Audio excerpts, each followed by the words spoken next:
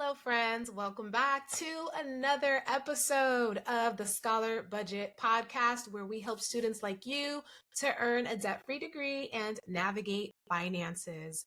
I really love being able to connect with all of you and share all these different opportunities when it comes to like scholarships and internships and all of the good jazz. Like, we've got so much more coming your way.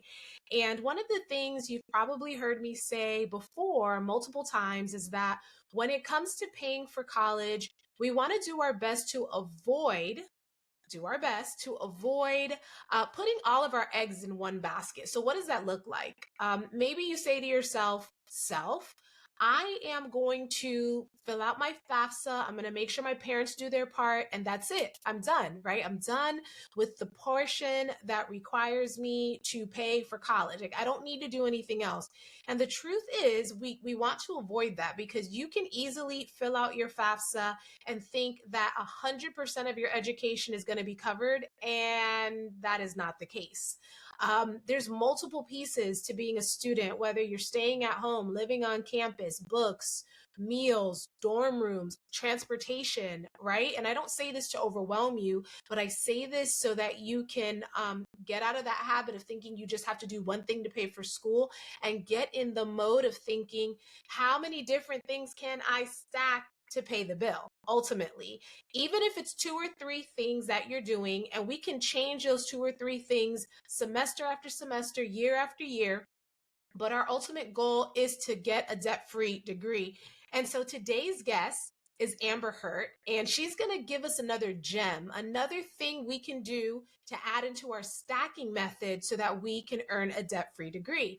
And so Amber Hurt is an educator and the creator and founder of the Adulting Queen. She began her career working in residence life and student engagement. She currently works for a nonprofit that assists young adults aged 17 to 25 transition into adulthood.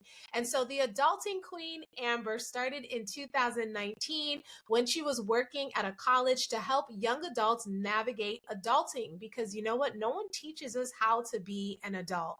So grab that pen, grab that notepad, and let's jump into today's episode with the Adulting Queen, Amber Hurt. You're listening to the Scholar Budget Podcast, where we teach you how to earn a debt-free degree, grow your money, and claim every opportunity with your name on it.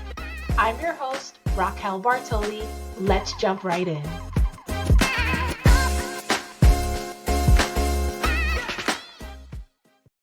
All right, we have Amber here with us today. Hello, Amber. How are you doing? Hello, I am doing well. How about you?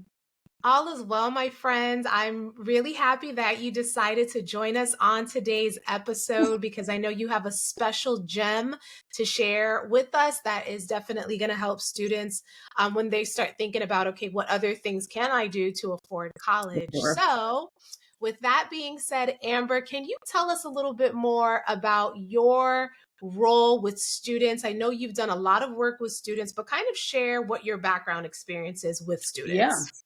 So I started as a RA myself in undergrad, and that's what got me to be involved on campus and consider a career in higher education. So I was an RA, orientation leader in SGA, homecoming queen, literally like everything you could do on campus, All I the did. things. Yes. I went to school to become a social worker or guidance counselor, and the work that I've ended up doing is pretty similar still. So Right. going into higher education, my first full-time position was as a resident director at colleges, and I did that up until moving to Baltimore. I was the director of student engagement at a college. So I worked with students in residence life, student activities, orientation, like just overall helping them acclimate to college, become Right. leaders on campus, prepare for that life after college as well. And in my two most recent positions, I am still working with students in college, just in a different way. And I work with Okay. students outside of college as well. So I work with them more so in the post secondary lens of like, okay, after high school, what do you want to do? And we know that can include college. So now I work with students that are in college, helping them do all the things I helped the students do when I was at a traditional college. And I get to work with students that might not want to go to college, want to start careers, want to start trades, don't know what they want to do, help them figure those types of things out. Cool. So it sounds like you have the background experience of being that student who's Yeah, like, I'm here on college, I'm doing all the things, I'm joining all the things, and now you get to play the role of being the guidance and the leader to yeah, help students make those decisions. So I for think that's sure. a great spot to be in. Yeah, they need Awesome. it. Yeah, absolutely. Absolutely. I mean, we're adulting, as I can see on your sweater. We Yeah. still need guidance when we are adulting. So that's awesome. Yes. And so, Amber, in your experience with working with such a variety of students, have you seen or experienced students struggle with affording college and paying for college? For sure. I think that like maybe in the moment they might not realize how much they're taking out in loans or the process of paying for it. It's kind of like fill out your FAFSA, apply for scholarships, get a private loan if you need to, have parents or family help, and then you kind of just like make it through. Right. But I think when I see the most that they're like stressed or struggling about it is obviously right before the bills due Mm, because for some reason sometimes it always feels that like financial aid or registrar or something happened or bursar and there was an unexpected cost, like you had a balance still, you didn't enroll in a payment plan by time, whatever it is, and then they're like stressed and unsure what they're going to do. They're at risk of being locked out of their room. They're at risk of their classes being wow. dropped. They're at risk of maybe having to take a break when that was not what they planned. And then I I really feel like students aren't prepared before, but I think that it's hard sometimes to prepare them because one, the language and jargon that colleges use is not easy for like an 18-year-old, 17-year-old to understand. But Hmm. two, like we're so excited and pushing them to go to college or whatever their next step is that we kind of forget about like the reality of it. And you don't want to overwhelm them with like, okay, you're going to take out a loan for $10,000 right now, but you need to do that 8 more times in your time of being here for each semester. And when you start Yeah. adding that up, that like freaks you out. And you're right, it is overwhelming, right? So I think that there's a sense of, okay, letting the students know you have to pay for school, but let me not tell you too much because then you might back out and say, Yeah. you know what, this is too much, I can't do it. But then they get hit with the reality, like you said, when they go to fill out their FAFSA, they realize, oh, something's pending. And you just said getting kicked out of their room. Like, Yes. Yes. ah, You will get locked out. that's crazy. Like, yeah, you don't pay them bills, you ain't getting the key. So these Yes. are the realities. And it's a gentle reminder for me as to why I do this, like why I need to connect with people like you and all of the other organizations that we've spoken to, because awareness is key. And when students have this information and parents have this information, if they Yeah. choose to take action, right, they can hopefully earn a debt-free degree. And For so sure. I really would like you to focus on a position that you said you once held Yes. and a position that you were able to be the leader on. And that is the RA position. So, can you start by telling us what is an RA? What does an Yeah. RA do? So RA is a resident assistant, not to be confused with RN, because sometimes when people say it quickly, they do think that RA, you're saying RN, but it's not. It has nothing to do with Right. nursing. A resident assistant or resident advisor is somebody in a residence hall on a college campus for students who live on campus, and they are a student themselves, and they lead their floor or floors, however the buildings are broken down, through the school year, doing maintenance inspections, programs, counseling, making sure they know deadlines, helping them navigate college while, again, they themselves are a student navigating college. And some schools have like senior resident assistants or different RAs for different like age ranges or like class years. There might be a first year RA, senior year RAs. There's Nice. living learning community RAs. There's a lot of different types of specifications the RA can be over depending on, again, the school and the breakdown of their building. Nice. And so an RA position would only be at a college or university in which there are like dorm rooms. Is that Yeah, correct? correct. Okay, very cool. And so what would you say are some of the benefits of being an RA that you were able to take advantage of or you just know in general? I know not every school is the same, Yeah. but for the most part, like what are some of the benefits of being an RA? Yeah, every school definitely has not different responsibilities. It just depends on the school, like on Hmm. how intense being an RA is or what your compensation and all that stuff varies. But I do feel like at whatever school you become an RA at, you're always obviously going to get those leadership skills. You're going to be able to network with people in your school that are in professional positions, like the vice president of student affairs, dean of Wow. students, sometimes the president. You're working with the professionals in residence life, and you sometimes get picked for opportunities first because you're a student leader. You get to meet the students that are living on campus and their families and be a part of just like a super exciting day for a lot of people when you're moving into school. Nice.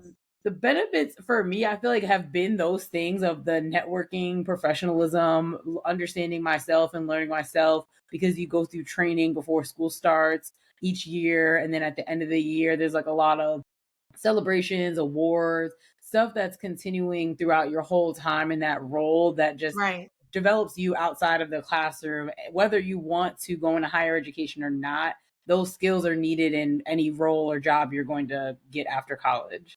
Absolutely. And it's always those soft skills. Like you can have all the knowledge and know how to do all the things, but Yeah. it's those soft skills that really help to elevate us and position us to, get into more rooms because Yeah, we for can sure. we can communicate, we can conflict Yes. resolution. So I love that that's offered within being that in that position and you don't even know what's coming your way, but it's going to No. happen regardless. And you don't even know about that position until you get to college, unless you knew somebody who went to college and Right. already did it. You never would even think or know, like, oh, I'm going to be a resident assistant at a college. Like, you're not born like thinking that's what you want to do as your job. And that's what many Right. professionals just in higher ed say too. Like, we didn't know that was a field. It's very few people. It's not until you get to college and you experience it. And when I moved into college, like, this is so funny. My friends and I still laugh. RA, and then their name goes on like all the doors and like all your door tags, all the flyers. And I thought everybody's name started with like Ra. And I was like, this is a weird school that everybody's name is Ra Oh, that's whatever. And then crazy. I learned that like it's RA, a resident Cool. assistant. And that's why I feel like this is like a hidden gem. Like you said, unless you know someone or someone specifically Yeah. tells you about it, you don't know what this position is and how it can help you in multiple ways. And again, one of the reasons why I wanted to connect with you is because I know one of the additional benefits is that there's a monetary benefit. And so would you say that becoming an RA can help a student when it comes to offsetting the cost of college? And what does that look like in your opinion? Yeah, it definitely does. And I applied to be an RA my sophomore, no, my freshman into, wait, which year? This is over 10 years ago now. That's I'm thinking okay. back. Take your time. Think through it. Calculate the I calculations. That's all applied right. my first time to be an RA my sophomore into junior year. So you apply the year before you want to actually be an RA, unless for some Okay. reason they have like positions open up, they might put a call out. But traditionally, you're applying the school year before for the next school year. So I Okay. applied my sophomore year for my junior year, and I actually didn't get it at first. I was an alternate, but if you become an alternate, like there's still a good chance you will get calls eventually to be an RA because things happen. Like people Right. Life move, they happens. decide they want to do it. Exactly. Mm-hmm. But you get paid a stipend, and this all varies by school, but usually you're paid a stipend either bi-weekly, monthly, sometimes at the end of the semester, or the end of the school year, like after you complete your term, whatever it is. You Okay. almost always get your room covered by semester. Oh, nice. So that is like the huge chunk of your bill after you Right. pay your Right. tuition is your room. You also will get like, I know sometimes people are like, this isn't like necessarily compensation, but you'll get like the polos, the school swag, all of that stuff that Right. you Some need people to care like, about that. So, yeah, being on duty, things like that. And then some schools will give meal plans as well. I've okay. worked at some schools that have offered meal plans for students. I didn't have one, but the top one is definitely your room. And then it comes down to you might get a stipend and then your dining paid for. cool. And, one of our philosophies here at the Scholar Budget is that, our goal is not to put all our eggs in one basket. Yep. We like to use the stacking method. So the stacking methods means I utilize some money for my FAFSA, plus I've been applying for scholarships, Yep. plus now I'm an RA. In addition to that, maybe I'm getting a part-time job or a job during the summer. Yep. And so we're using multiple avenues in order to reduce our need for student loan debt. Yep. And Makes so sense. let me ask you, so if I'm a student and I'm an RA, can I work outside of that, or is that too much? So can I be a Yeah. student? Can I be an RA? And can I have a little gig at Target? Or is the RA position really going to consume a lot of my time in addition to school? What would you Yeah. say?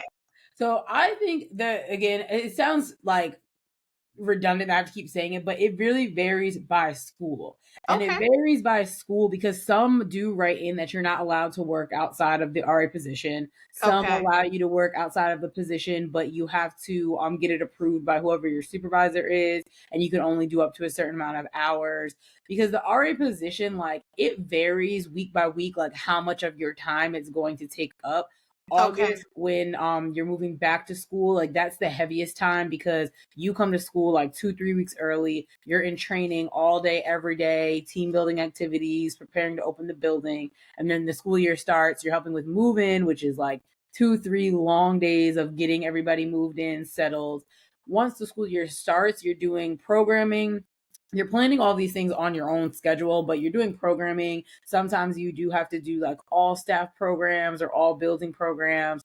And then Residence Life has their own initiatives like recruitment, if they do things for homecoming. So all those things kind of like fall into your calendar. And one of Okay. the biggest parts that takes up time is duty as well. You're on call as an RA. So if somebody has an Mm, emergency or like you just have a question, they're locked out, whatever it is, like they call the RA on duty, and that's okay. overnight. So like you'd be on duty from like 8 p.m. to like 8 a.m. the next morning or something like that.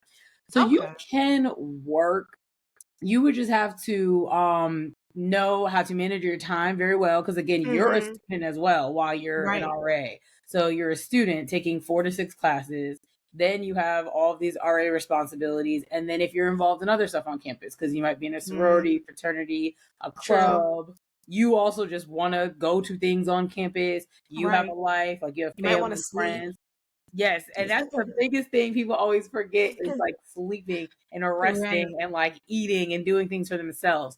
So I worked, and looking back at my college experience, I'm always like, I did a lot of stuff, but I feel like it helps me to get where I am, to be able to manage my time, to know how to prioritize, to know like when I'm doing too much and say no.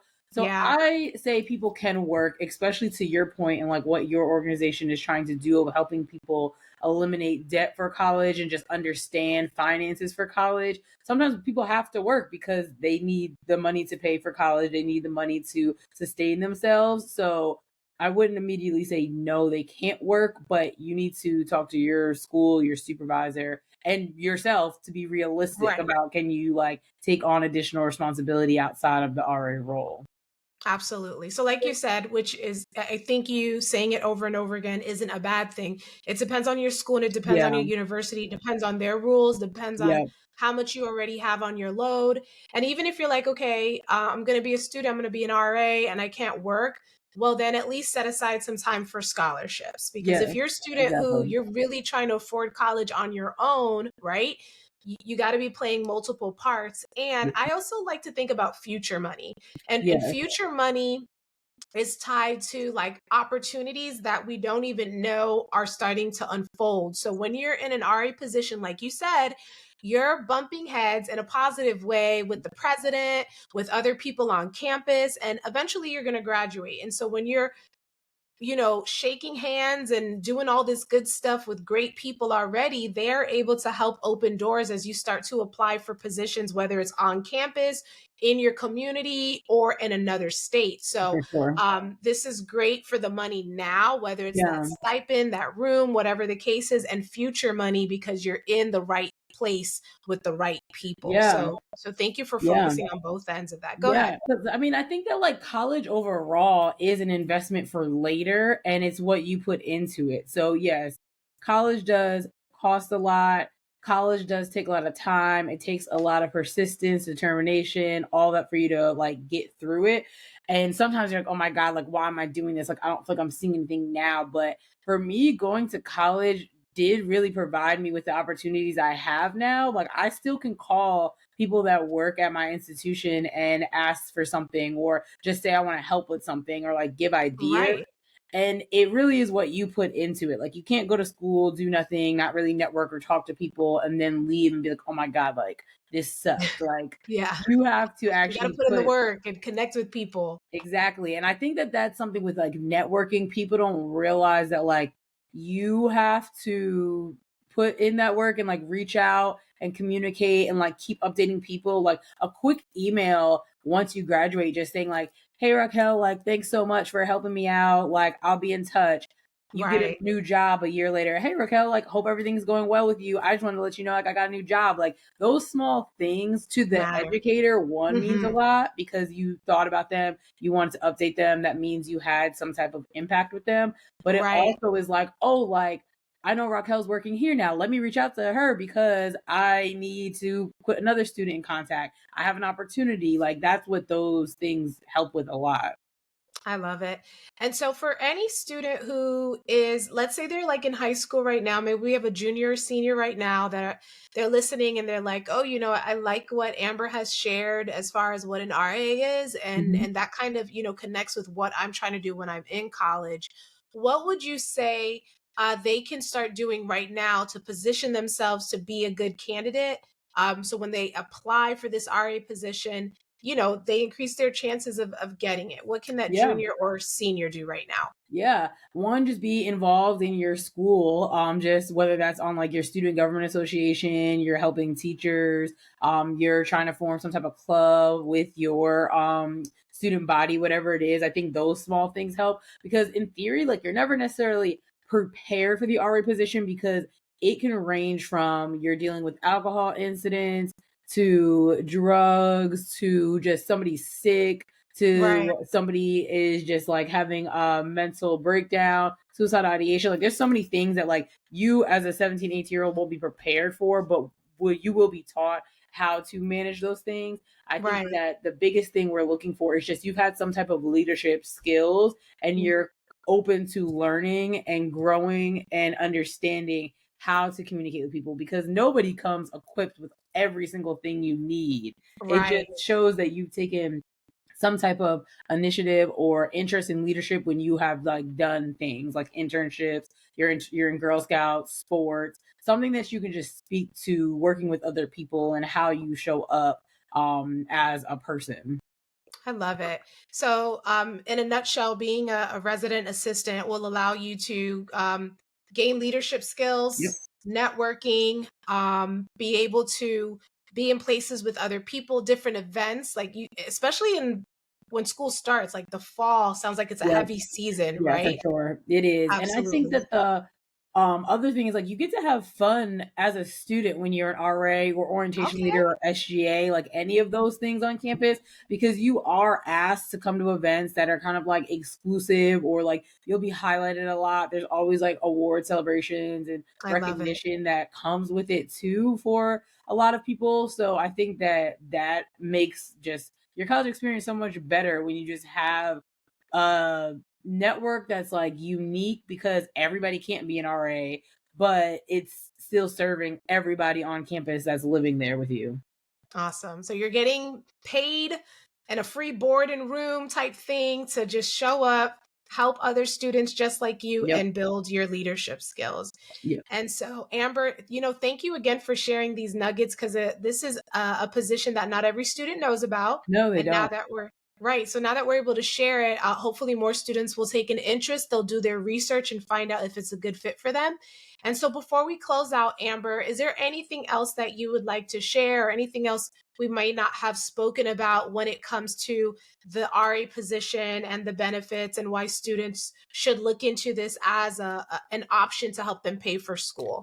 Yeah, I think another thing to do once you get there that helps you with understanding if you want to do it is talking to your RA. Like I think that's like the worst if you go to the interview and then you're like, "Oh, this is my RA," but like I don't even talk to them because Right. like, how can they try to recommend you or try to provide any insight on you if they don't know you? So you definitely should get to know your RA. You don't have to be best friends with them, but cordial, just asking them about like their experience as an RA, like that's literally the position you want. So you should Right. talk to them to understand what it is.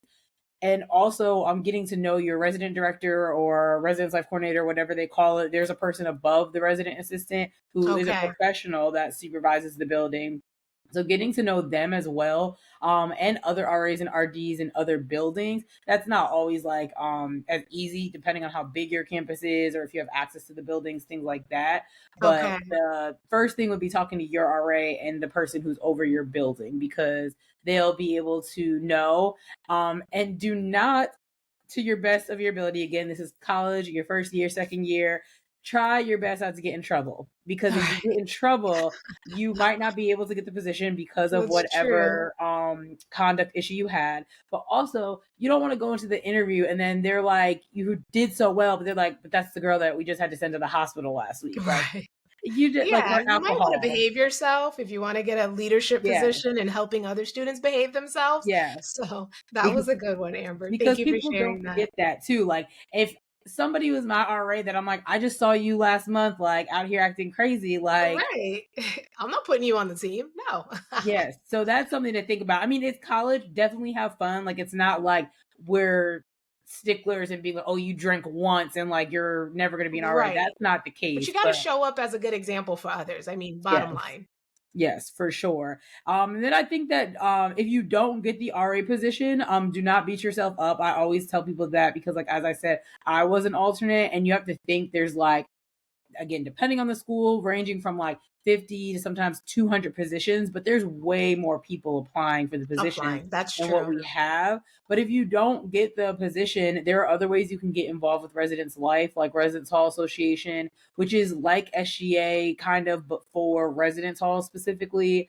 Some of the schools have the National Residence Hall Honorary, that's for members of the Residence Life community that can be a part of their honor society. Okay.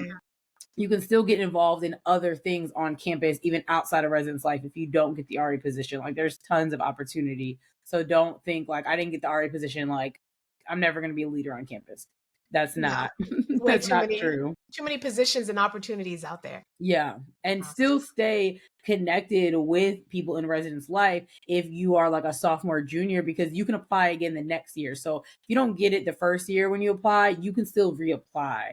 There's not like oh, you didn't get this time, don't apply again. And I would encourage people to also ask for feedback if they feel comfortable about that, about their interview and how they can improve, so that the next time you go and apply, that you're prepared for it. Awesome. Well, Amber, we really appreciate you. This was a lot of great information, and we can't thank you enough. Hey there. I hope you were taking notes and you're ready to implement what you heard. If this podcast inspired you or helped you in any way, I would love for you to subscribe, follow, and share this with a student, parent, or educator you care about, because sharing is caring. Also, your feedback means a lot. So please leave a written review of this show on Apple Podcasts. And if you ever want to connect outside of the podcast, you can find us at The Scholar Budget on Insta or the Book of Faces. So until next time, shine bright and put in the work so we can make those dreams a reality. Bye!